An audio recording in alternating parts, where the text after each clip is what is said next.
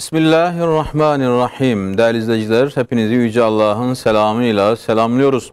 Yeni bir Pergel programıyla karşınızdayız ve bu programda da Mart ayında ve Mart ayının bu 3.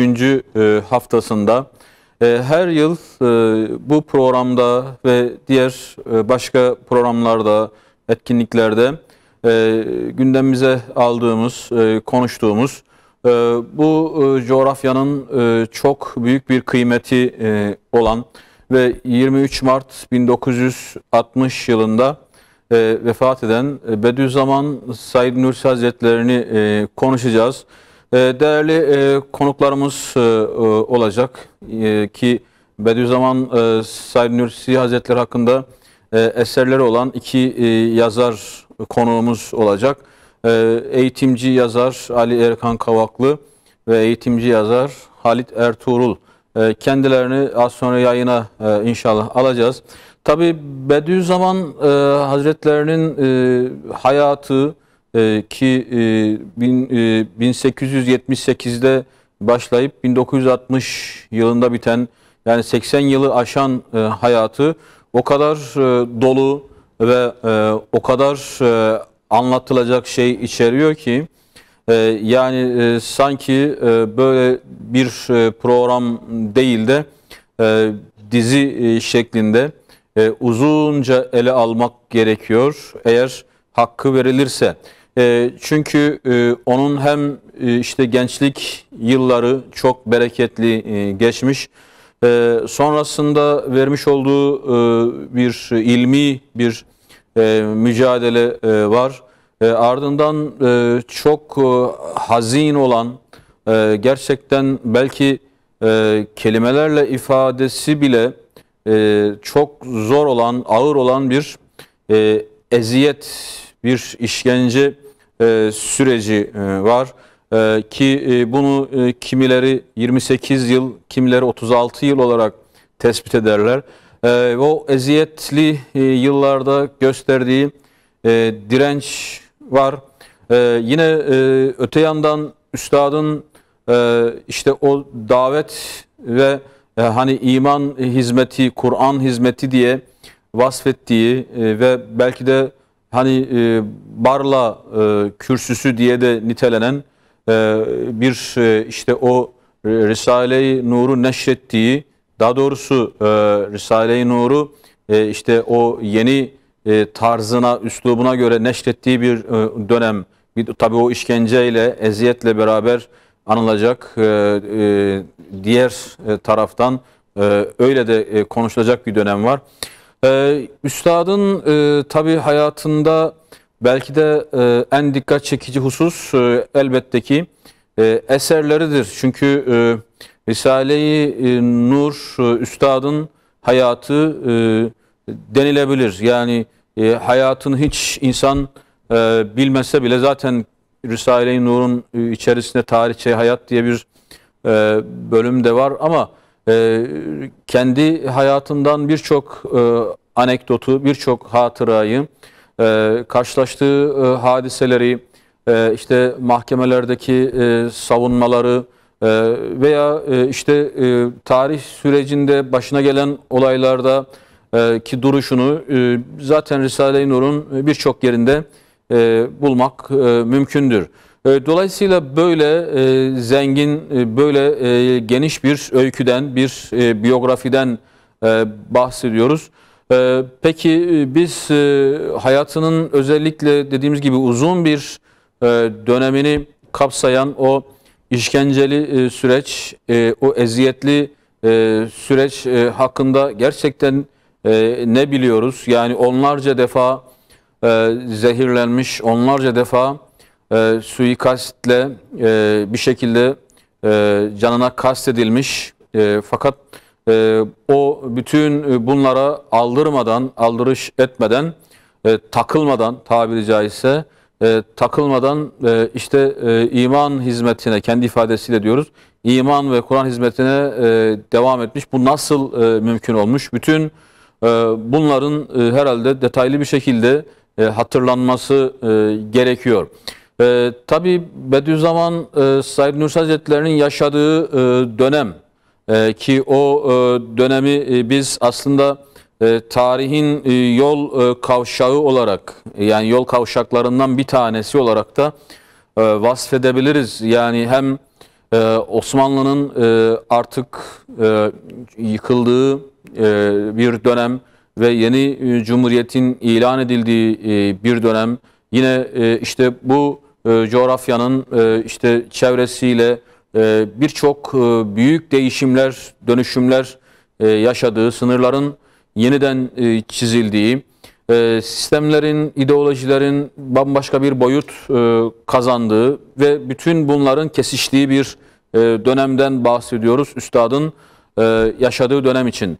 Tabii o dönemde özellikle büyük savaşların ki Birinci Dünya Savaşı gibi büyük savaşların işte bir şekilde yıprattığı bir Osmanlı ve o savaşlar içerisinde yine kendisini bulan, talebeleriyle birlikte kendisini bulan bir alim.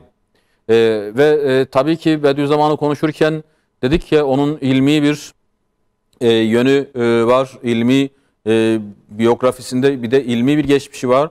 Dolayısıyla medreseler, o dönemin medreseleri ve üstadın o medreseler içerisindeki konumu, hayali yani hedefi, planı bu da uzunca ayrıca konuşulması gerekiyor bu hususunda.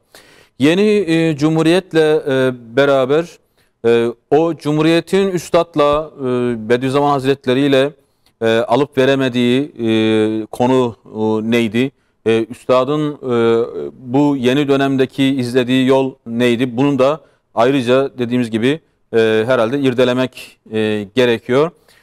Tabii üstadın hayatını kronolojik olarak dediğimiz gibi eğer anlatmaya başlarsak ne diyeceğiz? İşte Bitlis'in Hizan ilçesinin Nurs köyünde 7 çocuklu bir ailenin 4. çocuğu olarak dünyaya geliyor. Babasının ismi Molla Mirza, annesinin ismi ise Nuriye Hanım diye kaynaklarda geçiyor. Tabii o kardeşlerinden kendisinden büyük olan Abdullah medresede okuyor. O eve geldiği zaman ondan ders almaya başlıyor ve 9 yaşında bir medrese tahsil süreci başlıyor ki 9 yaşında başladığı o medrese eğitimi her ne kadar böyle parça parça sürse de 14 yaşında icazet alıyor. Yani o bölgelerde, medreselerde gelenek olan, hani icazeti bugün diploma olarak da söyleyebiliriz. İcazet alarak işte alim vasfını, hani molla vasfını alıyor ve 14 yaşındaki o işte ilmi makamı Molla Said-i Meşhur diye ileri bir noktaya taşınıyor. Çünkü onun zekasına birçok kişi ki o medreselerdeki alimler şahitlik edince ve bu etrafta duyulunca bu sefer Bediüzzaman Hazretleri işte gerek Mardin mutasarrıfı tarafından gerek Bitlis valisi tarafından ve sonraki süreçte işte Van valileri tarafından ilgi görüyor ve dediğimiz gibi daha çok aralarda detaylar var. Şimdi konuğumuzu yayınımıza alalım, ilk konuğumuzu ve kendisine tabii onların yani değerli yazarlarımızın da Bediüzzaman'a bakışını soralım. Şimdi eğitimci yazar Ali Erkan Kavaklı hocam, hoş geldiniz yayınımıza. Hayırlı akşamlar diliyorum. Bereketli yayınlar. Teşekkür ederim. Hayırlı akşamlar. Şimdi Bediüzzaman Said Nursi yaşadığı dönemde hani böyle biraz geriden geleceğim ama yaşadığı dönemde çok ciddi eziyetlere uğramış. Fakat öldükten sonra da birçok ithamlara maruz kalmaya devam etmiş. Hala günümüzde işte ya şöyle yapmıştı, böyleydi, şuydu filan gibi hakkında bir takım böyle olumsuz konuşanların da olduğu bir gerçek. Maalesef böyle bir durum da var. Bediüzzaman Hazretleri'nin o işkencelere, eziyetlere aldırmadan davam dediği, işte iman ve Kur'an hizmeti diye bir ideali var, bir himmeti var. Şimdi bu iman ve Kur'an hizmeti onun hayatında nerede duruyordu? Bunu böyle biraz tarif edersek bu ne anlama geliyordu? Bu bir olsun, birinci diyelim. İkincisi de onun hayatında özellikle öne çıkan hususlar, hani az önce özetlemeye çalıştık ilk kısmını, hayatının ilk belki bir sürecini özetlemeye çalıştık ama şimdi onun hayatında çok ciddi, gerçekten de hani böyle kilometre taşları diyebileceğimiz birçok nokta var. Bütün bunları şöyle harmanlarsanız, nasıl yorumlarsanız, tabii dediğimiz gibi çok uzun bir belki program olması gerekiyor ama artık vaktin el verdiği ölçüde dinlemek isteriz. Buyurun. Böyle bir programı yaptığınız için ben sizi her şeyden önce tebrik ederek konuşmama başlamak istiyorum. Bediüzzaman tam zamanının adamı, o zamanın garibi, tuhafı diyor. Aslında bedi biraz seçkin anlamına gelir. Zamanın seçkini anlamı da taşıdı ama kendisi kelimeye zamanın garibi, garip anlamı veriyor, tuhaf anlamına veriyor. Tam zamanının adamı olarak yaşamış bir yazar olarak, 55 kitaba imza atmış bir yazar olarak, zaman zaman sınıfta 35 sene ders vermiş bir eğitimci olarak zaman zaman ümitsizliğe düştüğüm olur benim. Ya bu çocukları eğitmek zor, bu milleti adam etmek zor. Bediüzzaman bu konuda peygamberimizi en fazla örnek alan bir bilge, bugünkü tabirle belki de hikmet sahibi bir alim demek lazım kendi literatürüyle ele aldığımızda. Her şartta dini, mübini, İslam'a hizmet edilebileceğini hayatıyla ortaya koymuş bir alim. Birinci meşrutiyette İstanbul'a gelir. Bildiğiniz gibi 1876 birinci meşrutiyette, fakat ikinci meşrutiyette 1908'de İstanbul'a gelir. Bir süre orada kalır. İstanbul'a geliş sebebi tam olarak bilgeliktir. Kendisi doğudan geliyor ve doğunun insanına, doğuyu tabii dolaşmış kendisi Bitlisli ama Van'ı, Diyarbakır'ı, Batman'ı, Suriye'deki Şam'a kadar köy köy, aşiret aşiret dolaşan bir insan. Kendini İslam'ı anlatacak bir dava adamı görüyor. Yani biz buna hadis literatüründe müceddit deriz. Peygamberimiz sallallahu aleyhi ve sellem'den sonra peygamber gelmiyor. Her asırda onun dinini, yani İslamiyet'i o asrın insanların anlayabileceği bir üslup ile anlatan mücedditler var, büyük bilginler var diyelim. Bediüzzaman kendini böyle konumlandırıyor. Dolayısıyla etraftaki olup bitenler onun moralini, motivasyonunu, heyecanını, aşk ve şevkini kendi ifadesiyle bozmuyor. İstanbul'a geldiğinde kafasında bir proje var. Medreseler, o zamanki şarttaki medreseler, bu medreselerin bugün de devamı var. Klasik usulle, işte Emsile, Bina gibi klasik Arapça eserleri okutup Molla Camii'ye kadar Arapça öğreten, ondan sonra da hadis, fıkıh, tefsir gibi alanlarda derinlemesine ihtisas eğitimi veren medreseler Bediüzzaman'a göre yeterli değil. Sebebi şu, Batı bilim ve teknolojide ileri gitmiş Avrupa ve dünyayı sömürgeleştirmiş. Bediüzzaman'ın yaşadığı 1900'lü yılları ele aldığımızdaki 1908'dir meşrutiyette gelen Bediüzzaman'ın İstanbul'a gelmesi, yani payitahta gelmesi ki o zaman İstanbul İslam dünyasının merkezi, Halife-i Müslim'in, yani Müslümanların halifesi İstanbul'da yaşıyor. Fizik, kimya, biyoloji, matematik, geometri, astronomi alanlarında, özellikle fizik, kimya, biyoloji alanlarındaki ilerlemeler teknolojik üstünlüğü getiriyor. Dolayısıyla bizim medreseler fizik, kimya, matematik, astronomi, coğrafya gibi alanlarda eğitimi bırakmışlar. Dolayısıyla insanların günlük hayatta milletlerin ihtiyaçlarına bu alanda cevap vermiyorlar. Evet, namazı anlatıyorlar, imanı, İslam'ı anlatıyorlar ama bir İslam ümmetinin, İslam milletinin Fransa'yla da, İngiltere'yle de, Almanya'yla da bilim ve teknoloji yarışında yarışması lazım. Dolayısıyla bu eksiği görüyor ve e, aklın nuru fünun-u medeniyedir. Vicdanın ziyası ulumu diniyedir. Her ikisinin temevvücünden, birleşmesinden hakikat tevellüd eder. Ayrıldıkları vakit birincisinden, yani sadece fen ilimleri okumaktan hile ve şüphe, sadece din ilimleri okumaktan taassup meydana gelir diyerek ikisinin beraber okutulacağı bir Medresetü Zehra dediği medrese modeli ile gelir. Ve bu modeli, niyeti, İstanbul'a geliş amacı Sultan Abdülhamit Han'a, Halife-i Müslümine arz etmektir. Ve doğuda 3 medrese, birisi Bitlis, biri Diyarbakır, biri Van olmak üzere 3 ilde model medrese açmaktır. Kendi ifadesiyle şarkın hastalığı, yani doğunun hastalığı ki Rus Çarı Nikola Osmanlı için hasta adam tabirini kullanıyor. Yani Osmanlı Devleti artık bilim ve teknolojik gelişmelerde dünyayla yarışamıyor. Yıkılacağı fikrinde Çar Nikola.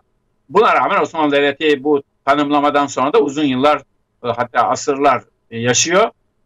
Fakat kuruluş ve yükseliş dönemlerindeki gibi gerek İslam ümmetine ve gerekse dünyaya heyecan veren, ümit veren, şevk veren bilim, teknoloji, iman, İslam, kardeşlik, uhuvvet, adalet gibi konularda beşerin, insanlığın ihtiyaçlarını karşılayan bir dinamik yapısını kaybetmiş. Dolayısıyla Bediüzzaman bu yapıyı tekrar bulmak istiyor. Tabii bu yapıda Bediüzzaman'ın en önemli modeli asr-ı saadettir. Peygamberimiz sallallahu aleyhi ve sellem ilimle gelmiş, kitapla gelmiş. Kur'an-ı Kerim kitaptır. İslam medeniyeti kitapla başlar. Kitap ilim demektir. Dolayısıyla Peygamberimiz ilim getirmiş. Ve Peygamberimiz Kur'an kitabını hayata geçirmiş. Kur'an kitabı Cenab-ı Hakk'ın Kelam isminin tecellisidir. Cenab-ı Hakk'ın Halik isminin tecellisi de kainat kitabıdır. Dolayısıyla iki kitabın birden okunması gerekir. Kur'an kainat kitabının okunmasını emreder. Dolayısıyla Bediüzzaman bu iki kitabın da okunacağı, yani fen ve dini ilimlerin birlikte okunacağı bir medrese modeliyle İstanbul'a gelir. Fakat talihsizlik, kendisinin genç olması, hayat tecrübesine yeterince belki sahibi olmaması ve o zamanki mabeyin dediği Osmanlı devlet bürokrasisinin katılığı, sultana ulaşılamaması Bediüzzaman'la 2. Abdülhamit Han'ın görüşmesini mümkün kılmıyor. Hatta mabeyinde bürokrasi, Yıldız bürokrasi, Sultan Abdülhamit Han Yıldız Sarayı'nda oturur bildiğiniz gibi. Arada vasıta oluyor. Bizzat Üstad Bediüzzaman sultanla görüşmek istiyor ve medrese teklifini arz etmek istiyor. Mabeyindekiler, bürokratlar onu dinliyorlar ve ertesi gün diyorlar ki işte seni sultanımız oraya müderris atadı. Bugünkü tabirle rektör atadı. Şu da ihsan-ı şahanedir, maaşınızdır. Buyurun gidin medresenizi açın diyor. Bediüzzaman bu teklife son derece sert bir karşılık veriyor. Ben diyor maaş dilencisi değilim. Maaşı acele vermek, medreseyi, projeyi ertelemenin hikmeti nedir diyor. Ben kendim için bir şey talep etmeye gelmedim. Bürokrasi Bediüzzaman'ı yanlış anlıyor. İhsan-ı şahane onlara göre padişahın verdiği para veya ihsan hediye reddedilmez. Bu adam reddettiğine göre kafada bir şey var diyorlar. Tımarhaneye sevk ediyorlar. Doktorlar, o zamanın doktorları Bediüzzaman'la konuşmaya alıyorlar Mülk-i Aleme'ye. Bakıyorlar ki cin gibi bir adam. Kendi menfaatini takip etmiyor. Milletin maslahatını, iyiliğini düşünüyor. Bu adam deliyse memlekette akıllı adam yoktur deyip Bediüzzaman'ı uğurluyorlar. Akamete uğruyor. Bediüzzaman'ın projesi akamete uğruyor. Bediüzzaman aynı projeyi Türkiye Büyük Millet Meclisi'ne de sunuyor 1922'li yıllarda. Tabii Sultan Abdülhamit Han tahttan indirildiği zaman ki 1909'da bir yıl sonra, meşrutiyetten bir yıl sonra bir 31 Mart vakası dediğimiz bir irtica hareketiyle, ki irtica hareketlerinin arkasında devamlı istihbaratlar vardır. İngiliz istihbaratı vardır. Volkan diye bir gazete çıkar ve irtica hareketini o gazete körükler. Volkan'ı çıkaran Derviş Vahdeti'nin İngiliz azanı olduğunu bugünkü araştırmacılar ortaya koyuyorlar. Bediüzzaman hareketin içinde değil ama o hareket vesile edilerek meclis toplanır ve Sultan Abdülhamit Han'ı tahttan indirme kararı alır. Bediüzzaman da o hareketin içinde yargılanır. İrticayı körükleyen birisi olarak yargılanır. Çünkü Volkan'da Bediüzzaman o halkı irşad etmek için yazılar yayınlar. Sebil-i Reşat'ta da o zaman Mehmet Akif Ersoy'un çıkardığı veya Eşref Edip Ferkan'ın çıkardığı Mehmet Akif Ersoy'un baş yazarı olduğu şiir ve hikayelerini yayınladığı Sırat-ı Müstakim'de de Sebil-i Reşat'ta da Bediüzzaman yazılar yazar. Çeşitli gazetelerde yazılar yazar. Efkar umumiyeyi aydınlatma hevesi, arzusu ve gayesi içindedir. Dolayısıyla tam zamanında, o zamanda neyi gerektiriyorsa dini, mübini, İslam'a onu yapmaktadır. Meşrutiyet ve bu 31 Mart vakasından sonra divan-ı harbe verilir. Yani o zamanki İstiklal Mahkemesi yargılanır ve beraat eder. Kendisinin 31 Mart vakasında yatıştırıcı bir rolü olduğunu ifade eder ki bu konudaki müdafası bir eser halinde de yayınlanmıştır. Kurtuluş Savaşı'nı destekler. Daha doğrusu Birinci Dünya Savaşı'nda, daha sonra Sultan Abdülhamit Han indirildikten sonra Osmanlı Devleti İttihat ve Terakki'nin elinde savaşlara sürüklenir. Sultan Abdülhamit Han derin, basiretli anlayışıyla dünyada bir savaşın patlak vereceğini, büyük devletlerin silahlanmasından çıkarır, hatıralarında bunu yazar.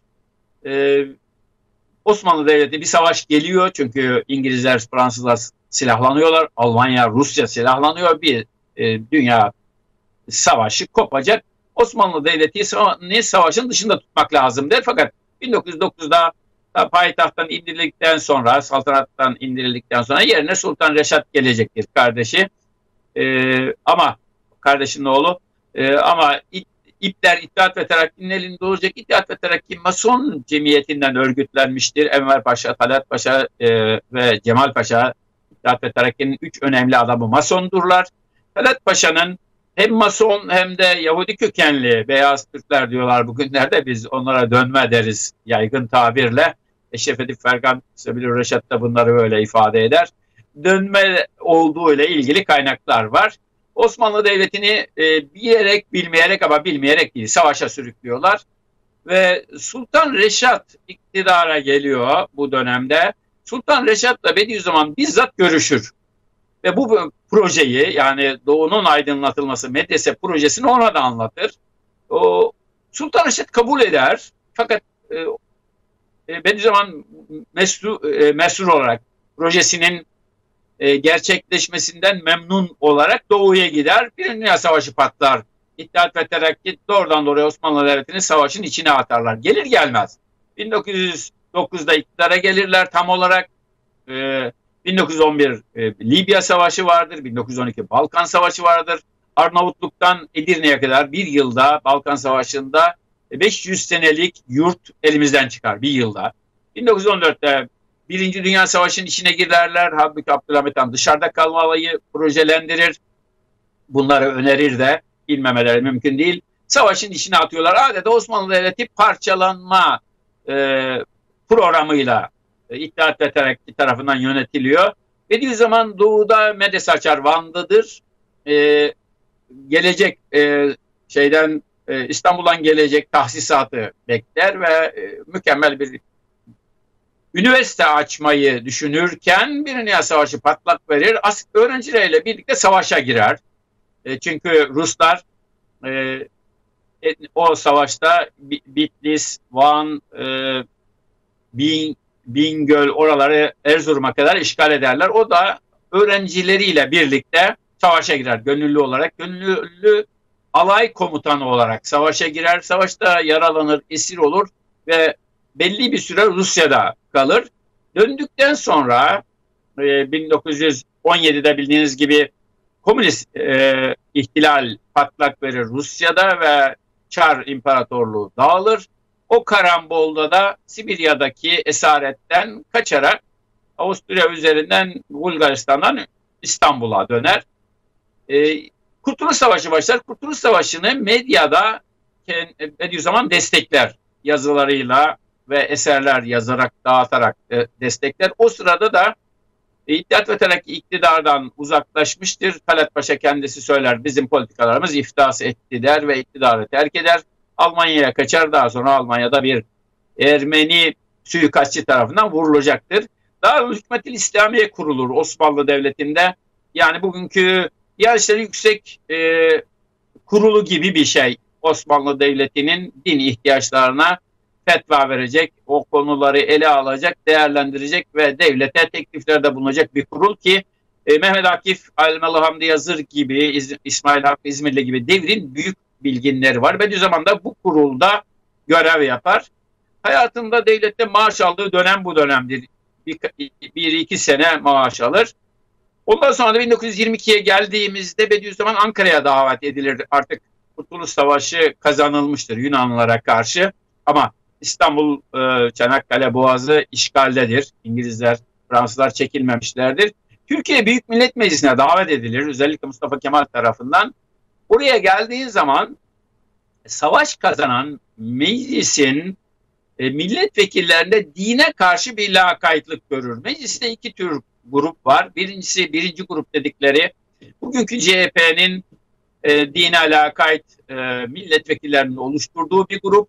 Bir de Mehmet Akif'in ve dindar hocaların mecliste Sarıklılar önemli bir çoğunluğu teşkil ediyorlar. İkinci grup var. Trabzon milletvekili Ali Şükrü Bey. Kendisi binbaşılıktan emeklidir, avukattır ve mecliste milletvekilidir. Onun liderliğini yaptığı bir grup var. Bediüzzaman özellikle birinci gruptaki lakaytlığı görür. Bunlar tamamen Batı taklitçisi, Batı gibi olalım diyen bir gruptur. Hatta Kazım Karabekir'in de şahit olduğu bir şey var. Ahmet Kabaklı rahmetli anlatmıştı Temellerin Duruşması isimli eserinde. Türkleri İslamiyet yüzünden geri kaldığı, Hristiyan olmasını bile teklif eden bu kadar radikal görüşlü gruplar, adamlar var. Birinci grubun içinde, Batı taklitçisi grubun içinde. Onlara karşı namazı önceleyen, dinin esaslarını anlatan bir konuşma yapar mecliste Bediüzzaman.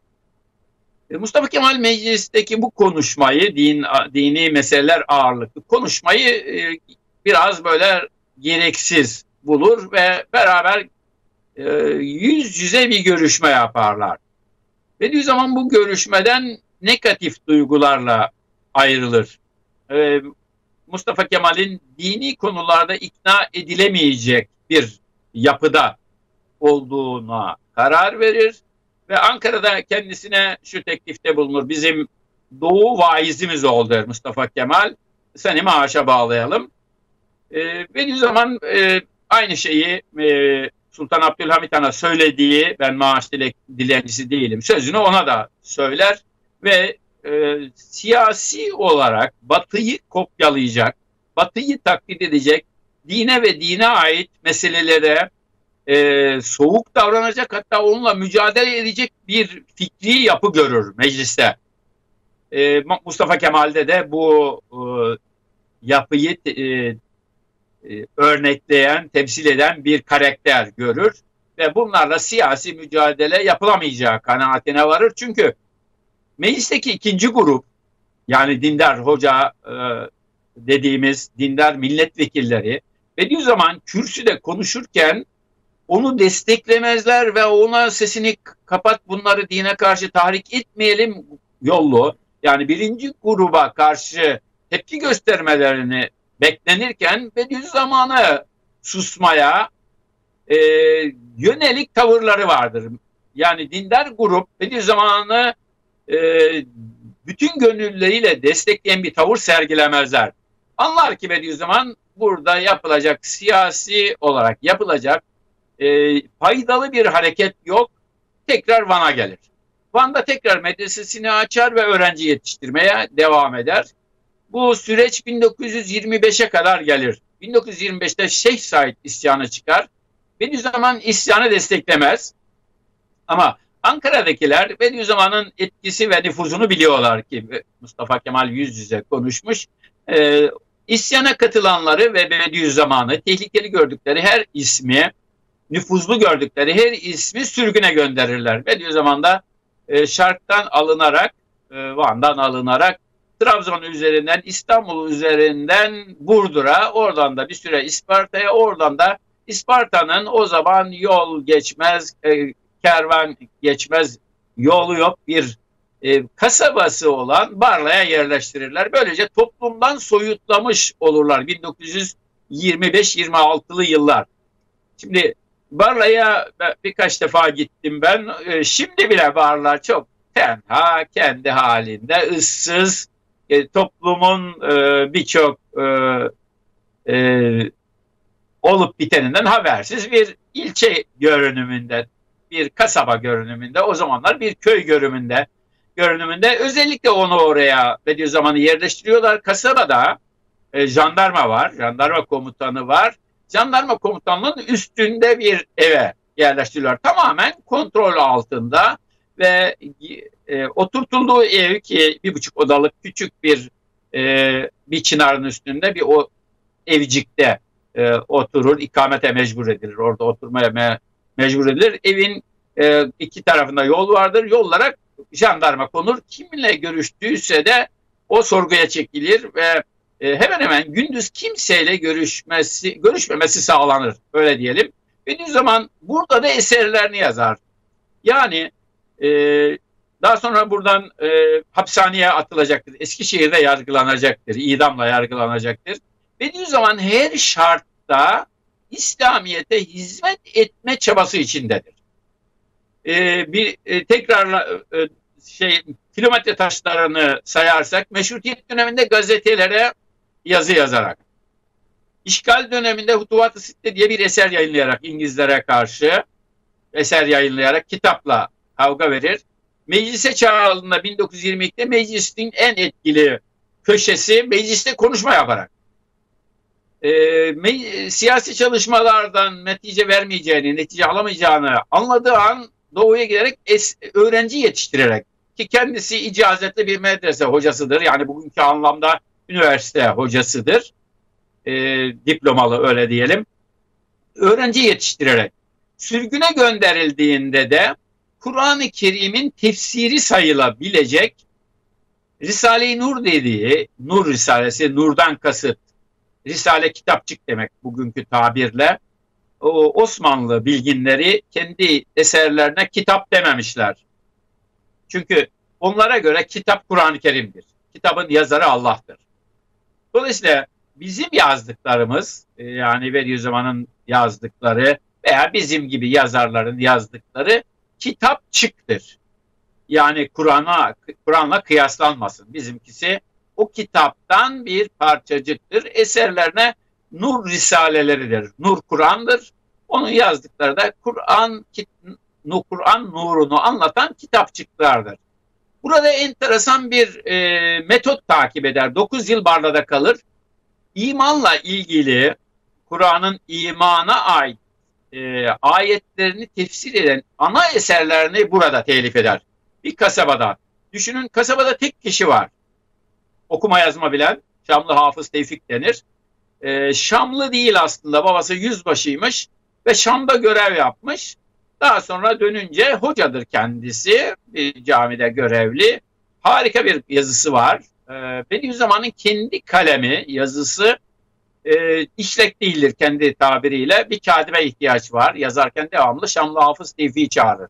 Şamlı Hafız Tevfik enteresandır böyle, siz yolunda olursanız Allah size yardım eder. Sizin yolunuzu açar. Bediüzzaman'ın 1911'de Şam'a gittiğinde Cami-i Emevi vardır. Şam'ın en büyük camisi, diyelim Diyarbakır'ın Ulu Camisi gibi, veya İstanbul'un şimdi Ayasofya olduğu Sultanahmet gibi en büyük camisidir. Dikdörtgen biçimindedir, Arap stili. Orada bir konuşma yapar binlerce kişiye ve babası yüzbaşıdır Şamlı Hafız Tevfik'in. Bediüzzaman'ı göstererek oğlum bu adama dikkat etti. Bu adam dine hizmet edecek, sen de ona hizmet edeceksin der. 1911. Ve Bediüzzaman'ın orada kurduğu çok bir cümle var. Bugün İslam'a hizmet edenlere ben o cümleyi tekrarlayacağım. 1911'de Osmanlı Devleti gerilerken ve yıkılışa doğru giderken Bediüzzaman'ın kurduğu cümle tam da şudur. Ümit var olunuz, şu istikbal inkılabatı içinde en yüksek ve gür sada İslam'ın sadası olacaktır. İstikbalde bir nur görüyordum der eserlerinde. Ve bu nurun Kur'an'ın manasını, ircazını, mucize özelliklerini anlatan bir tefsiri olduğu kanaatine vardım der daha sonra Barla'daki eserinde. Dolayısıyla Şamlı Hafız Tevfik Bediüzzaman Barla'ya geldiği zaman hoca geldi derler. Herkes ziyaretine koşar tabii. Keramet sahibi bir hoca ve derin bir alim. O Şam'daki hutbede dinlediği bilge olduğunu, alim olduğunu görür. Ve Bediüzzaman ne derse ona yapar. Çünkü babası söylemiş, yüzbaşı babası. Bediüzzaman eserlerini onlara yazdırır. Kur'an'ın ayetlerinin tefsiridir Nur Risaleleri. Tefsir yaparken de şöyle bir metot takip eder. Ankara'da inkılaplar yapılmaya başlanmıştır. Şeriat, İslamiyet, hilafet, yani dine ait ne varsa terk edilmiş ve batıdan her şey kopyalanmaktadır. Derler ki İslam dinine karşı da cephe alan, İslam dinini yok etmek isteyen de bir program düzenleyen grup vardır. Abdullah Cevdet'in tabiriyle İslam dininin kökünü kazıyacak bir program hazırlarlar. İslamiyet'in en zayıf tarafı ahirete imandır derler. Önce ahirete imanı reddedelim. Gidip de gelen mi var? Ahiretin olduğunu kim ispat edebilir? Cümlesiyle İslamiyet'e ahiret inancı imanın 6 şartından biridir bildiğiniz gibi. Oradan saldırırlar. Ve Bediüzzaman Haşir Risalesini yazar buna karşı. Yani Bediüzzaman'ın Barla'da ve Anadolu'da Cumhuriyet döneminde yazdığı eserlerin hepsi dine karşı saldırılara cevap niteliğindedir. Ve 10. sözde Kur'an'ın bir ayetini alır. Görmüyor musunuz Cenab-ı Hak yeryüzünü öldükten sonra nasıl diriltiyor? Öldükten sonra sizin dirilmenizde kıştan sonra baharda kainatın, tabiatın dirilmesi gibidir. Ayeti kerimesini tefsir eder. Abdullah Cevdet ki o zamanın en önemli dinsiz Batı taklitçisi yazarlardan biridir. Bir şekilde 10. sözü okur. Bu kitaba karşı bizim söyleyeceğimiz bir şey yok der. Sonra tevhid inancı hedefe konur. Ve Bediüzzaman Tabiat Risalesini yazar. Şöyle bir kitapçıktır. Enteresan bir kitaptır. Ve esere bakarak Allah'ı anlatır. Bir önemli örnek vermek istiyorum. Bugünümüzde de tevhid konusu bu zamanın gençlerinin anlayabileceği şekilde yeniden anlatılması lazım ki ateizm, deizm yaygınlaşıyor falan diye bir propaganda var. Propagandayı biliyorum ama Bediüzzaman burada eserden hareket ederek müessiri, yani sanatkarını buldurmaya yönelik bir örnek verir. Kainatta bir eser vardır. Bunu kimse inkar edemez. İşte şurada gözlük var. Uzak için bu gözlüğü kullanıyorum, yakın için bunu. Gözlük bir madde maddedir, bunu inkar edemezsiniz. Gözlüğün ustası var, gözü de yaratan vardır. Kainatta eşyanın varlığı sabittir. Ayın, güneşin, yıldızların, maddenin varlığı sabittir. Bunların varlığını, var olabilmesini 3 sebebe bağlayabiliriz. 1, kendi kendine olabilir. 2, sebepler yapabilir bunu. 3, tabiat yapmıştır. Eğer bu 3 tez imkansız denilerek ispat edilirse geriye 4. şık kalır. Çünkü bir eser kendi kendine olmaz. Tabiatta cansız varlıklardan ibarettir. Tabiatta insanı, kainatı, evreni dizayn edecek bir güç yoktur. Ve bir eser kendi kendine olmaz. Maddeler, sebepler dediğimiz şeyler, mesela hayatın olabilmesi için 4 temel faktör lazım. Güneş cansızdır, hava cansızdır, toprak cansızdır, su cansızdır. Cansız maddeler bir araya gelip canlı bir şeyi yaratamazlar. Burada ilginç bir örnek verir. Bu yolların, eşyanın varlığının nasıl olacağına ilişkin der ki, bir eczaneye girelim. Kainatı bir eczane kabul eder. Eczanede bir ilaç yapılması isteniyor ama ilacın canlı olması gerekir. Bu eczaneye giriyoruz. Bu ilaçtan, yapılması istenen canlı ilaçtan eczanede çok fazla var. Yani mevcut eczanede yapılması istenen ilaçlardan çok fazla var. Yeni bir ilaç yapılmak isteniyor. Canlı bir ilaç. Geldik. O eczanede o zihayat, o canlı ilaçtan yapılması istenen varlıkların çoğunu gördük. Hepsini, her birini tetkik ettik, inceledik. Görüyoruz ki o ilacın yapılması için eczanede kavanozlar var ve kavanozların içinde ilacın ham maddesi var ve o maddeyle, ilaçlardan tartıyla belli oranlarda, belli miktarlarda madde alınmış ve bunlardan terkip edilmiş.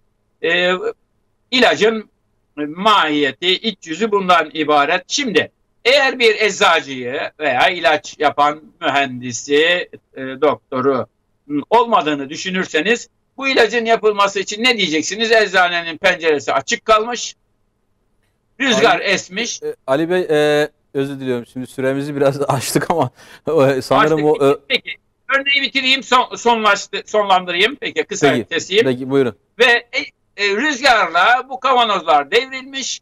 Hepsinden, her maddeden o canlı ilacın içindeki maddecik kadar, o oranda madde akmış, bir araya gelmiş ve o ilaç meydana gelmiş. Bunu derseniz buna eşek bile güler der. Bırakın insanı.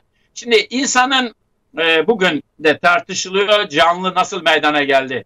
Ateistler cansız maddelerden canlının nasıl meydana geldiğini izah edemiyorlar. Hatta bugünlerde yanılmışım, Tanrı varmış diye bir kitap okudum. Profesör Anthony Flew diye. Tavsiye ederim şeylere ve Tabiat Risalesi'yle beraber bizi dinleyenlere.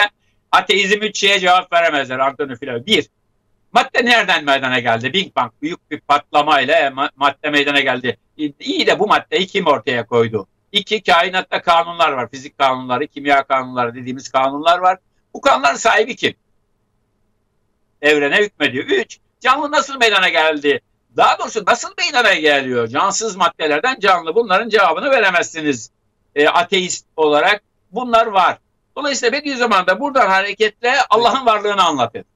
Tabiat Risalesi, o Risale-i Nur'daki parçalardan, bölümlerden sadece bir tanesi. Ondan örnekler verdiniz. Evet. Bir cümle. Efillahu şekkun fatur semavati vel ardı. Yerin ve göğün yaratıcısı hakkında şüphe olmaması lazım. Eser var, yaratıcısı olması lazım.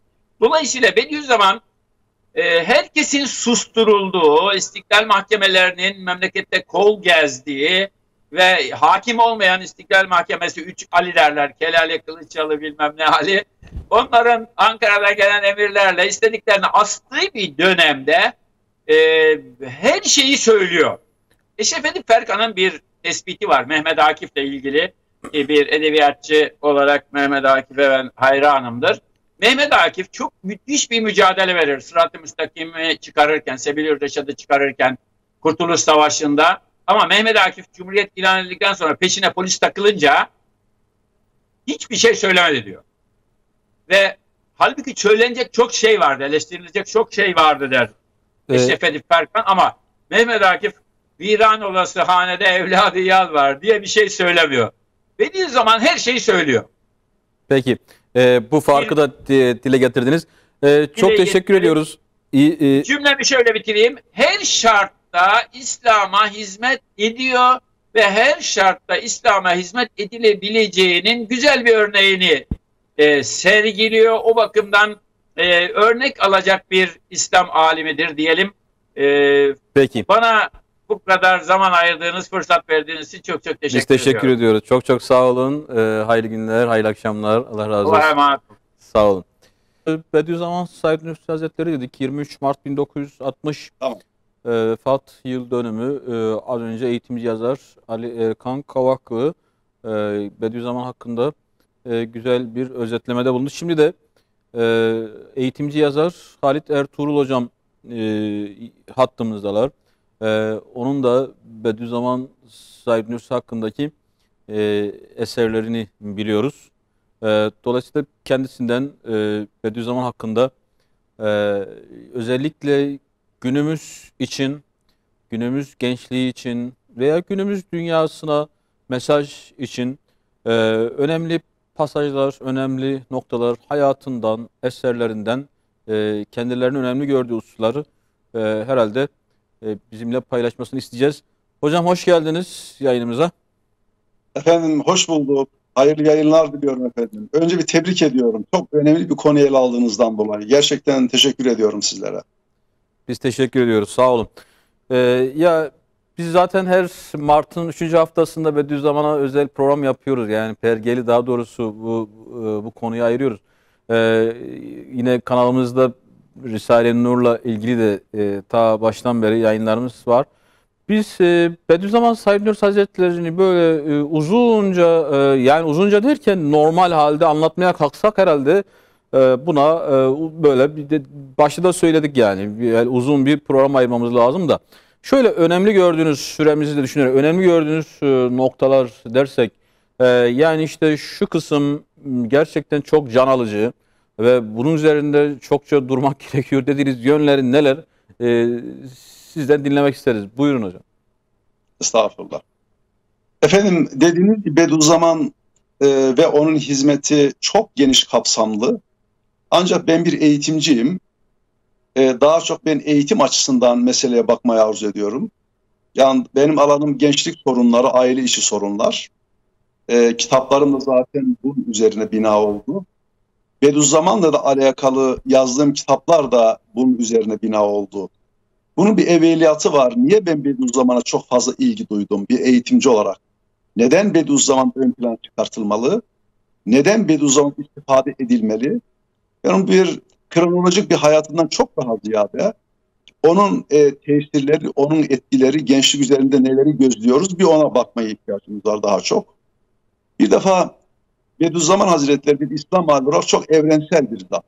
Bütün dünya dillerine çevrilen kitapların sahibi. Ve ben çok yurt dışına çıkıyorum. İnanın her gittiğim yerde üniversitelerin bölümlerinde Bediüzzaman'la ilgili bölümlerin açıldığını görüyordum. Risale-i Nur ilgili bölümlerin açıldığını görüyordum. Çok harika bir şey. Hatta bir Alman demişti ki bana, ya siz ne yaptınız da böyle muhteşem bir İslam alimi sakladınız şimdiye kadar? Eserlerini saklayabildiniz. Niye bu dünyaya yayılmadı? Çünkü onun eserlerinde bir evrensellik var. Bütün dinleri kucaklayan, bütün imanı kucaklayan, bütün insanları kucaklayan bir evrensellik var. Bunlar niye yayılmadı, niye şimdiye kadar gizlendi falan diye böyle stajda bulunmuştu. Ben ona demiştim ki onun başına gelen öyle elim hadisler geldi ki yani buraya kadar getirmek bir nimet oldu, onun eserlerini taşıyabilmek bile demiştim. Böyle bir zat niye bütün dünyada hüsnü kabul gördü? Neden bütün üniversiteler şu anda efendim onlarca yüksek lisans ve doktora tezleri yapılıyor, bilimsel çalışmalar yapılıyor. Ama beni bir başka taraf çok ilgilendirdi efendim. O da şu. Ben efendim 1970'lerin, 75'lerin öğrencileriyim. O dönemler Allah getirmesin. Ben öğretmen okulu mezunuyum. O dönemlerde ateist öğretmenler, özellikle öğretmen okullarındaki ateist öğretmenler gençleri zehirliyor. Tükenüşlerin devamı. Kültürünü yitirmiş, Allah'a yitirmiş, peygamberini yitirmiş ve gençleri zehirleyen maalesef bir neslin içerisinde çıktık geldik biz. O zaman böyle bir yol ararken adam açık açık Allah'ı inkar ediyor, peygamberi inkar ediyor. Şimdi böyle bir eğitim camiası içerisinde sıkışmış kalmış bir haldeyken elimize Risale-i Nur geçti. İnanın bunu anlatırken bir şey iltifat etmek için söylemiyorum. İlk dünyamdaki o hissettiklerimi aktarıyorum. İşte biraz önce bahsettiniz. Tabiat Risalesi adıyla bir kitabı var. Bugün Tabiat Risalesi efendim bütün dünya değerlerini çevirdik. Çok fazla ilgi gören bir kitap. O kitapta çok harika bir giriş vardı. Biraz genele geleceğim, özelde başladım, bağışlayın.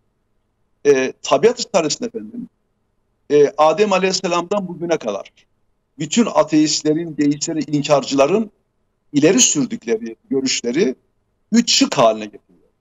Diyor ki bu evreni tabiat yapmıştır. Veya bu evren tesadüfen meydana gelmiştir. Veya bu evren sebepler yapmıştır diye inkarcılar bunu anlatıyor okullarda. Bediüzzaman Hazretleri diyor ki eğer biz tabiatın yapamayacağını, kendi kendine olamayacağını, sebeplerini yapamayacağını izah edersek Allah'ın yaptığı ortaya çıkar. O kadar harika bir giriş ki bayıldım. Çok harika bir giriş efendim bu. Efendim yani orada inanın ben o kitabı ilk okuduğumda, dinlediğimde imanımı kurtardım. Gitmek üzere olan bir imanımı kurtardım. Bugün Halit Ertuğrul acizane eğer kalemiyle 74 tane kitap yayınlandı şimdiye kadar hamdolsun. Milyonlarca okuyucuya ulaştı. Yüzlerce hamdolsun gencimiz çok şükür kitaplardan dolayı istikamet buldular. Eğer biz bu yerlere geldiysek Bediüzzaman Hazretleri'nin o bize sunmuş olduğu iman hakikatları aklımıza, mantığımıza yatkın izahlarla, örneklerle öyle harika anlattı ki bizim imanımız kurtuldu. Yalnız biz de öyle efendim. Binlercesi kurtuldu. Çünkü Risale-i Nur'un bir özelliği var. O çok özel bir özellik. Ben diğer Kur'an tefsirine baktım kendi çapımda, kendi ilmi muhacenesinde. Bugünün manevi dertlerini ele almış. Bugünün bunalımlarını ele almış. Bugünün gençliğinin sapmalarını ele almış. Nasıl İslam'da uzaklaşıyorlar? Nasıl dinden imandan uzaklaşıyor? Bunları ele almış ve bunların çarelerini sunmuş. Dolayısıyla Risale-i Nur'un bugünkü gençler üzerindeki etkisi tahminlerin çok ötesinde. Bugün üniversite derse giriyoruz. Hamdolsun o derslerimizde felsefe derslerine gidiyoruz, sosyoloji derslerine gidiyoruz. Bediüzzaman Hazretleri'nin ileri sürdüğü görüşler bugün modern bilimin daha ulaşamadığı görüşler. Özellikle böyle bir eğitim oluşmasında, böyle bir mükemmel bir ruh, bir beden oluşmasında veya bir istikamet oluşmasında veya işte milli ve manevi değerlerimizin yeniden inşasında o kadar harika görüşleri var ki efendim. İnanın bunlar ki bir bilim adamı demişti ki ya siz Türkiye'de doğdunuz büyüdünüz. Böyle bir zat var doğuda doğmuş büyümüş. Bütün eseri dünya dillerine çevirmiş. Niye bunu kitaplar okullarda okutulmaz? Bunu söyleyen bir yabancıydı bana. Yani kendi insanını iyi tanıyan birisi, kültürünüzü iyi tanıyan birisi, bu ülkenin problemini iyi bilen birisi. Peki niye okutmuyorsunuz bu kitaplarını demişti. Hatta bir profesör de, meşhur ordonez profesör, o demişti ki ben Sözler isimli kitabı okuyunca imanımı kurtardım. İmanımı tazeledim. Anladım ki bu kitaplar bu memleketin okullarında o gençlere ders kitabını okutulmalı. Şimdi niye bu kadar ehemmiyetli? Çünkü efendim zat halinizle farkındasınızdır. Bugün internette, sosyal medyada ateizm ve deizmle alakalı, inkarcılıkla alakalı yüzlerce soru zihinleri Allah kullanıyor. Zehirliyor çocuklar. Yani bizim anne babamızın müftedeyin olması yetmiyor be. Biz çocuklarımıza yetmiyor. Onlara ulaşamıyoruz. Onlara anlatamıyoruz. Onların seviyesini indiremiyoruz. İşte Risale-i Nur bu konular o kadar harika şekilde ele alıyor ki benim acizane arayış sorularda bir kitabım çıkmıştı. Bunlara cevap vermek mi? Şöyle 100 tane bir soru seçmiştim. Yani bu sosyal medyada zihinleri bulandıran 100 tane önemli soru seçtim efendim. Bu 100 tane önemli sorunun cevaplarını yazarken %90 oranında Risale-i Nur'dan istifade. Çünkü ancak oranın bir şeyine efendim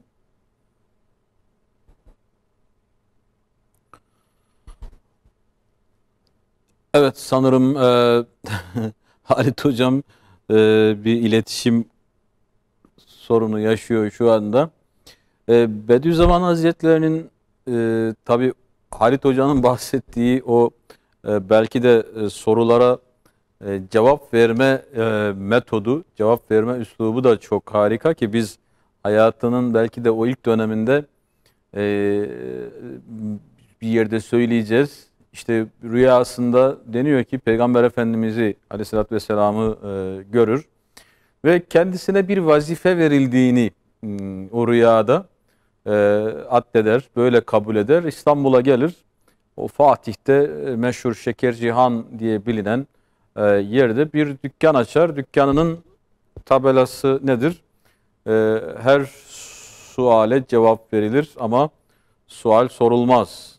Şimdi garip bir tabela. Her soruya cevap verilir ama soru sorulmaz. Şimdi tabii az önce Ali Erkan Bey de söyledi. İstanbul'a geldiğinde Medresetü Zehra fikriyle işte saraydan kendisine işte geri geldiği yere geri gitmesi karşılığında ayda işte şu kadar altın teklif edilir filan ve etrafta bir sürü dedikodu, ya bu adam çok aklı başında biri değil, bir dükkan açmış, dükkanının üzerine her soruya cevap verilir ama Abi bağlantı kesildi, ne oldu? soru sorulmaz denmiş. Evet, hocamın sesini aldık ama hocam hattımızda mısınız? Geri Ya, geldiniz mi? Bağışlayın, bir kesinti Estağfurullah. oldu bir anda. Estağfurullah hocam. Arkadaşlar şu an ilgileniyorlar. Tamam, şimdi yayında görüyoruz sizi. Az önce kaldığınız yerden isterseniz buyurun devam edin. Ben araya bir şey serpiştirdim, yani soru cevap diye de. Siz 100 tane soru hazırladım dediniz. Bunun %90'ını öyle mi anlıyorum? 90'ını ben Risale-i Nur'dan istifade ederek cevapladım dediniz. O 100 soru şu an sosyal medyada karşılaşılan sorular, öyle sanırım, öyle söylemiştiniz, Evet. değil mi? Bundan dolayı arzu ettim. Yani Risale-i Nur'un bu zamanda o zihinleri bulandıran sorulara ne kadar tesirli, ne kadar mantıklı cevaplar verdiğini ifade etmek bakımından, yani üniversitede hoca olduğumuzdan dolayı çocuklar bunu çok sık sordukları soruları 100 tanesini seçtik. Bu ateizm, deizm, inkarcılıkla ilgili. Onların cevaplarını hazırladık. İnan bunların %90'ı Risale-i Nur'un ele aldığı, örneklediği çok etkili konular. Şu anda piyasaya çıktı. Ekmek peynir gibi kapışıyor. Bağıştan öten reklam gibi olmasın ama bir tesiri ifade etmek için söylüyorum bunu. Ben bir küçük bir şey arz edelim. Bir öğrencim, yani böyle çok zeki bir öğrencim. Her fırsatta böyle işte Allah yoktur der, Allah'ı inkar eder, peygamberi inkar eder. Böyle inkarcı ve onu dava haline getirmiş birisinden bahsediyorum. Efendim onunla bir tabiat risalesi şöyle bir saat kadar okuduk. Ne dedi efendim biliyor musunuz? Hocam dedi, ben bu tabiat risalesini eğer bir 10 yıl önce ya 5 yıl önce, 10 yıl önce okusaydım zihnim bu kadar Allah bullak olmazdı. Benim uykularım kaçtı 5 yıldan beri, 10 yıldan beri. Çünkü Allah'ı unutmak, Allah'ı kaybetmek, insan boşlukta hissediyor. Bunalıma giriyorum. Anlamsız bir hayat haline geliyor. İşte bu hakikatler bana, bakın bir saatlik bir süre. Bir saatte o çocuk oradaki hakikatlardan dolayı o kadar böyle muhteşem bir dönüş olmuştu ki elhamdülillah. Yani buna benzer yüzlercesiyle karşılaşıyoruz biz. Bunu ifade etmek istedim. İşte Risale-i Nur'lar efendim bu zamanda bu gençlerimizin fehmine uygun, seviyesine uygun, gerek okullar kanalıyla, gerek Kültür Bakanlığı kanalıyla, gerekse böyle sivil toplum örgütleri kanalıyla gençlere iletilmesi lazım. Bu efendim bir iltifat değil, bir yüceltmek değil. Bu bir realite arz ediyor. Yaşadığımızdan dolayı ifade ediyorum. Çok fazla ihtiyacımız var. Kıymetli kardeşim. Bir şeyi daha böyle altını hemen çizeyim izninizle. Bu konuyla alakalı. Efendim ben bu Risale-i Nur'u tanıdıktan sonra, yani onun bana böyle katkılarını hissettikten sonra bunun bir an önce gençlere ulaşılmasını çok arzu ettim.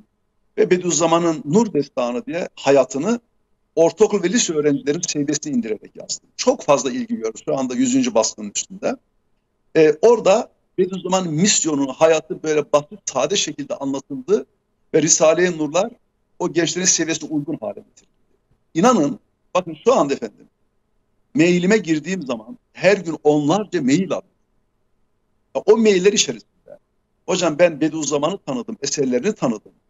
O kafamdaki, beynimdeki var olan sorulara cevaplar buldum. O kadar müjdeli mailler geliyor ki efendim.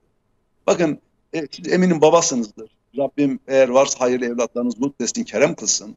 Bir anne babanın efendim en büyük mirası, en büyük şerefi, en büyük makam mevkisi evlatlarındaki iman hakikatıdır, saygısıdır, hürmetidir. Bundan daha büyük zenginlik olamaz efendim bir baba için, bir anne için. İşte efendim bu ancak iman hakkıyla var. Bir babanın takdir edilmesi imanla başlıyor. Bir annenin takdir edilmesi imanla başlıyor. Bir çocuk vardı, namaza yeni başlamıştı. Bir gün geldi, hocam dedi, Cuma günü gidip şöyle babama sarılmazsam, şöyle annemin ellerini öpmezsem doyamıyorum. Onlar çok kıymetli, çok değerliymiş. Bunu iman hakkıyla öğreniyor. Onların kıymetini, değerini. İşte efendim ben böyle eğitimci olmam nedeniyle hem böyle kendi alemimde hem de böyle bizi dinleyen eminim böyle ehil yerler vardır, onay makamları vardır. Bunu böyle kuvveten fiile geçecek insanlar dinliyordur. Yani bir bilim adamı olarak, bir baba olarak istirham ediyorum. Bu eserler gençlerin eline kavuşturulmalı. Biz kavuşturmazsak başkaları kavuşturuyor. Biz ona zihnini efendim istikamete tevcih etmezsek bir başkası bulandırmak için çalışıyor. Buna çok fazla ihtiyacımız var. Diğer bir husus, muhterem kardeşim, bu şey de efendim Bediüzzaman'la ilgili akademik çalışmalar yapıldı ama ortaokul, lise seviyesine uygun çalışmalar yapılamadı. İlkokul seviyesine uygun çalışmalar yapılamadı. Yani bu eserler veya Bediüzzaman'ın güzel fikirleri ortaokul, lise öğrencilerinin anlayabileceği örneklerle, çalışmalarla çok fazla yapılması lazım. Demin siz ifade ettiniz. Kendini arayan adam işte 12 milyon baktı şimdiye kadar. Binlerce kardeşin tam bu istikamet buldu ondan.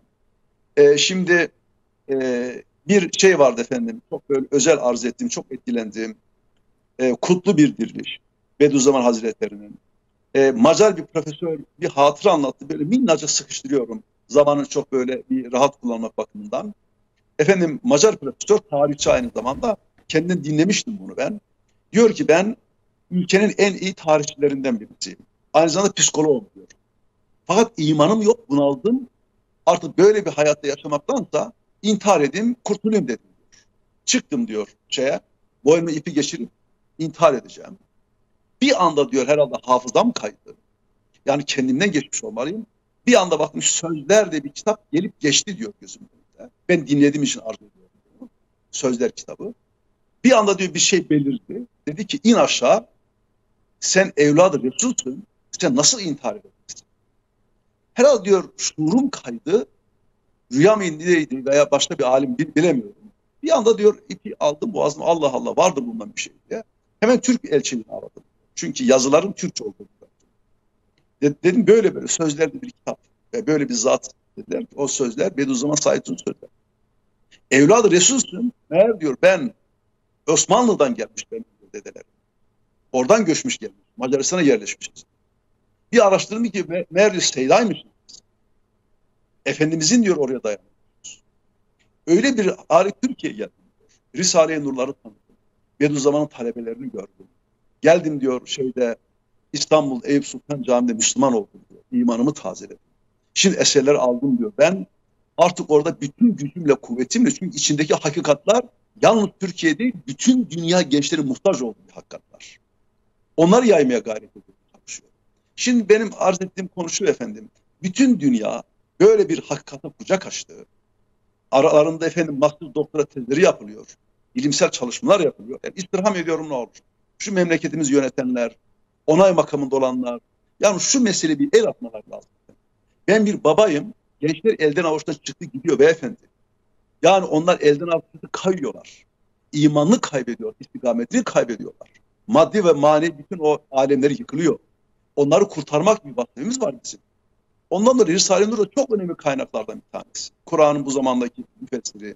Ben bu konuya biraz dikkat çekmeye arzu ettim efendim bu vesileyle izninizle. Evet. Şimdi Halit Hocam sorularınız vardı. Ben belki onu araya... sorular zaten cevaplıyorsunuz konuşurken de. Şimdi Risale-i Nur'un dediniz ki gençlere yönelik, çocuklara yönelik örneklendirilmesi lazım. Yani bir şekilde sevdirilmesi veya ilgilerinin Risale-i Nur'a yöneltilmesi lazım dediniz. Şimdi şöyle bir şey de var. Yani tamam bu gerekli ama bir taraftan da ısrarla hala Risale-i Nur'a karşı bir blokaj yani gibi. Yani işte ya işte bu eserin içerisinde şunlar var veya eserin sahibi şöyle şeyler söylüyor filan gibi. Bir taraftan da böyle bir tutum, yaklaşım var. Birileriyle ilişkilendirerek maalesef yani bir olumsuz bir çağrışıma yani çekmeye çalışanlar var. Şimdi bir yaşadığı dönemde vermiş olduğu o iman hizmeti mücadelesi, Kur'an hizmeti mücadelesi böylece perdelenmiş gibi oluyor. Yani sanki yani o Risale-i Nur işte bana ilham geldi filan diyenlerin gündemiyle karartılıyor gibi. Bir bu, ikincisi de şimdi yaşadığı dönemde yani Kur'an'a yönelik öyle bir baskı var ki veya bu toplumun gerçekten vasat dindarlığına yönelik, ortalama dindarlığına yönelik yani demiyoruz böyle ileri seviye, yani ortalama o dindarlığa yönelik öyle bir baskı var ki Bediüzzaman o dönemde gelmiş ve sanki bütün o baskıları kendisine çekmiş gibi. Yani hani bir yerde paratoner gibi kendisini o şeye tutmuş, hedef tutmuş ve bir şekilde o elektriği kendi üzerinden boşalttırmış gibi bir. Fakat biz burayı da yeteri kadar maalesef şey yapamıyoruz. Yani netleştiremiyoruz. Yani ne demek istiyorum? Ya yani uzun bir çileli dönemi var. Fakat o çileli dönemi, o eziyetli dönemi tam bir anlatamıyor muyuz? Yani ya kardeşim şu eziyetlere bir bakın, şu yapılan işkenceye bir bakın ve onun gösterdiği işte direnişe bakın. Bu kısmı da gençlere herhalde hani dediniz ya örneklendirmek lazım. Buraları da sanki iyi anlatmak lazım. Öyle değil mi? Yani hem Risale-i Nur'a yönelik o tenkitleri cevaplamak hem de üstadın hem gördüğü eziyetleri hem de o eziyetlere karşı duruşunu iyi anlatmak lazım diyorum. Siz ne diyorsunuz? Buyurun sizden alalım. Şimdi o çok haklısınız. Efendim şunu bir çok iyi şekilde anlamaya ihtiyacımız var. Bu memlekette iman ve Kur'an'ın hakim olmasını istemeyen birçok mahfiller ta Cumhuriyet'in döneminden beri bu hakikatlara karşı çıkmışlar. Ama devletimiz, ben bir takdir ettiğim bir taraf söyleyeyim, Mehmet Görmez Bey, Diyanet İşleri Başkanı iken malumunuz, devletin de desteğiyle, yardımıyla hatta bir kanun çıkartarak Risale-i Nur'ları devlet bastı. Diyanet İşleri Başkanlığı bastı. Bu şu anlama geliyor. Onların basması eserlerin aklanması anlamına geliyor. Yani devlet bu eserlerden herhangi bir problem göremedi. Çok faydalı olduğunu gördü. Bu kitapları devlet kendi basıyor, kendi dağıttı, kendi camilere gönderdi. Birçok ellere ulaştırdı. Yani bu artık o devlet nezdinde Üstad ve Risale-i Nur'la alakalı bir istifamın kalmadığı anlamına geliyor. Ama bunun yanında haklısınız. Tabii ki böyle iman hakikatlarının gençlere iletilmesi için önünü kesmek isteyen onlarca mahfiller, onlarca gruplar da var. Hali olmaya devam edecekler. Hiç onlara takılmıyoruz. Çünkü 2000'den fazla beraat kararı almış. Ben efendim şahsi hayatımda Risale-i Nur'la alakalı çok menfi fikir beyan edenlere diyordum ki efendim bu kitapları okudunuz mu? Bir okuyun. Okuduktan sonra bir karar verin. Samimiyetle söylüyorum. Bakın sizin de çok iyi bildiğiniz bir şahıstan bahsedeceğim. Sosyal medyatik bir şahıs. Onunla konuşuyoruz. Aleyhinde konuşmaya başladı. Dedim ki ya bu kitabın hangisini okudun? Ben Lambalar okudum. Lambalar. Ya Lambalar'da bir kitabı yok ki. Lemalar'da bir kitabı var. Ha Lemalar'dı diyor. Adam adını bile ezberliyor. Adını bile bilmiyor. Okudu falan da yoktur. Böyle bir ön yargıyla yaklaşmış. Yani ben yaşım gereği fark ettim efendim. Risale-i Nur'ları okuyan asla karşı çıkmaz. Asla onun zararlı olduğunu benimle kapılamaz. O tamamen okumayanlar, ön yargılanan insanlar. Onlar zaten olmaya devam edecek. Ama bugün madem ki devletimiz bu kitapları akladı, kendi eliyle bastı ve dağıtıyor, çok büyük hizmetti bu. O zaman bir şey daha yapmamız lazım. İşte Risale-i Nur'ların ortaokullara liselilere rahatlıkla dağıtılabilmesi için bu kitapları onların seviyesine uygun örneklerle, bu tabi Risale-i Nur sadeleştirsin anlamında söylemiyor. Çalışma yapılsın. Bu hakikatler anlatılan kitaplar yazılsın. Ben acizane 6 tane çalışma yaptım. Hamdolsun okullara girdi, okunuyor, istifade ediliyor ama bu bilimsel bir çalışma. Ha, bunu vakıflar yapmalı, bunu devlet yapmalı. Yani mutlaka bu gençlerimizin eline bu hakikatler ulaşmalı efendim. Yoksa inan şeyler tehlikeye giriyor. Yani zihinler tehlikede. Hayatlar tehlikede. Allah korusun. Ya inan kardeşim, gençlerin arasında olduğumuzdan dolayı söylüyorum. O imansız giden o çocukları gördükçe içimiz parçalıyor. Yani anne babaya hayal edin efendim. Allah'a inanmayan bir genç, bir devleti hayal edin. Allah'ı unutmuş. Allah'ı unutan gençte devlet ne bekliyor efendim? Bütün kötülükler malumunuz. Böyle bir handikap içindeyiz. Ondan dolayı diyorum bu kitaplar onların seviyesine uygun hale getirilmeli. Bir şey daha yapılmalı. Biz Bediüzzaman'ı anlatamadık. Haklısınız. Yani Bediüzzaman'ı sevenler, destek olanlar, bu hakikatin bütün dünya duyması için gayret edenlere gerekli bir çaba gösteremedik. Anlatamadık. Yani onların ayaklarını gidemedik. O bir vakadır. Yani çok böyle çırpınan dostlarımız çok fazla oldu. Çok gayret edenler oldu, olmaya devam ediyor ama yetmiyor. Yani çünkü sizin tamir ettiğiniz öbür taraf tamamen karanlığı üzerine örtüyor. Bir de sizin bahsettiğiniz bazı şeyler, taraflar oldu ki Risale-i Nur'u gölgelediler. Töhmet altında bırak. Yani bunu da onların eline kurtarmak lazım. Çünkü Risale-i Nur bütün ehli imanın bir grubun değil, bir tarafın kesimi değil efendim. Bu gözle buna bakmayın. Sevgili kardeşim. Evet. Hocam çok teşekkür ediyoruz. Sağ olun. Allah razı olsun. Değerli katkılarınızdan dolayı. Tekrar yürekten teşekkür ediyorum size. Sağ olun. Böyle güzel programlar yapıyorsunuz. İnanıyoruz sizin güzel sesiniz, güzel programlarınız önemli yerlere gider. Ha, böyle bir hakikati var derler, bir kaparalar. O da sizin defter amelinize geçer. Sizi tebrik ediyoruz kardeşim. Peki. Hayırlı akşamlar. Sağ olun. Hayırlı akşamlar. Allah razı olsun. Değerli izleyiciler, Pergel programının bu bölümünde Bediüzzaman Said Nursi Hazretleri dedik 23 Mart 1960 vefat yıl dönümü. İki tane değerli konuğumuz vardı. Eğitimci yazar Ali Erkan Kavaklı ve eğitimci yazar Halit Ertuğrul. Programımızda Bediüzzaman'ın hem hayatını özetlediler hem de önemli noktalara değindiler. Bediüzzaman Hazretleri'nin tabii hayatını belki de anlamanın yolu veya kendisini anmanın yolu, yad etmenin yolu herhalde eserleriyle biraz böyle ülfet etmek, yani vakit geçirmek, meşgul olmaktan geçiyor. Yani şöyle korkmadan, ağır demeden, biraz vakit ayırarak çok istifade edileceğine inanıyoruz. Kendisini rahmetle yad ediyoruz, anıyoruz. Rabbim onların yolunda, o alimin yolunda yürümeyi nasip eylesin. Onun ve diğer bütün alimlerin yolunda eserlerinden istifade etmeyi nasip eylesin inşallah.